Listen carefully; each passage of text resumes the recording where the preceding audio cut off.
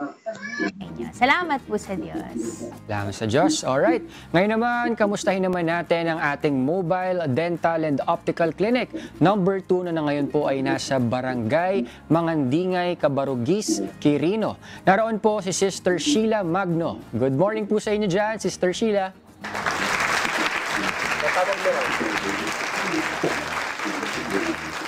Morning, Kuya. Good morning, Brad Ian.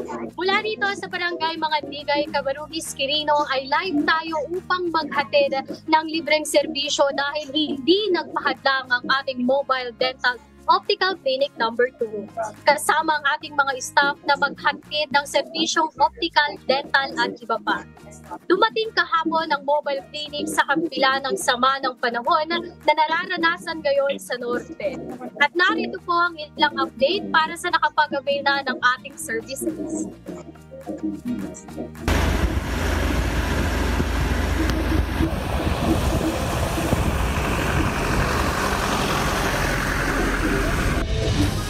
Sa kabila ng sama ng panahon na nararanasan dito sa Norte, dumating naman ang Mobile Dental Optical Clinic number 2 dito sa Barangay Mangandingay, Cabarugis, Quirino upang maghatid ng mga kinakailangang serbisyo.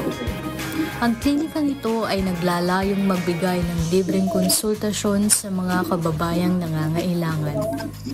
Isang magandang halimbawa si Aling Consuelo na labis ang tuwa nang makapag-avail ng libreng check-up sa mata. Bago ko umalis sa barangay hall, nanalangin ako na sana makakuha ko ng salamin. Yung mata ko nga ang problema. Maraming salamat kay Lord. Pangalawa sa inyo na nandiyan kayo nag-aalalay sa akin para akong nabunutan ng tinik.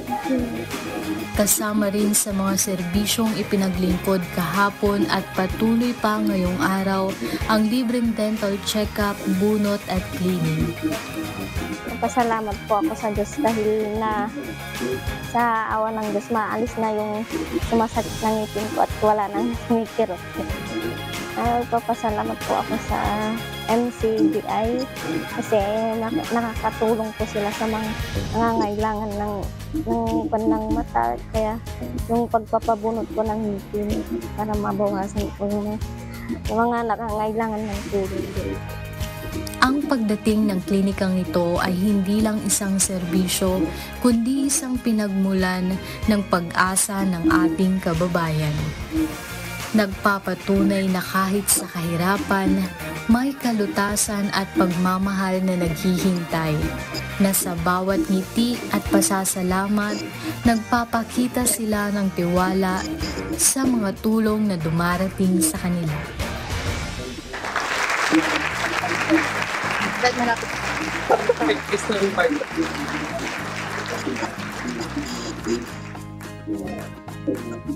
Kahapon nga at ngayong araw ay inaasahan pa rin magpapatuloy ang pagbibigay ng libreng serbisyo katulad ng libreng check-up sa mata na may kasamang libreng salamin, dental cleaning, tooth extraction at libreng konsultasyon para naman sa physical therapy. At hindi mawawala ang libreng pagkain na handog ng mga kapatid na may pag-ibig. Salamat po sa Diyos kina Sis Dory Manarag, Doc Marisa Tanyag, ang ating optometrist, Doc Leo Toledo, dentist, Doc Bernie Mangaser at dentist din naman po, at si Pearl Vino, ang ating pong physical therapist, MCGI Cabarugis, Quirino Chapter, UNTV News and Rescue. Dahil sa kabila ng sama ng panahon, nakaramdam tayo ng kagalakan at pagkakaisa sa pagbisita ng Mobile Optical Dental Clinic number 2. May ngiti tayong nasaksihan mula sa mga residente na nakatanggap ng tulong. Ang mga emosyong ito ay nagpapatunay na sa gitna ng hirap, may liwanag pa rin nagmumula sa pagtutulungan. Mula po dito sa Barangay Cabarugis, Quirino, kami po ay pumabati na Good Morning Program!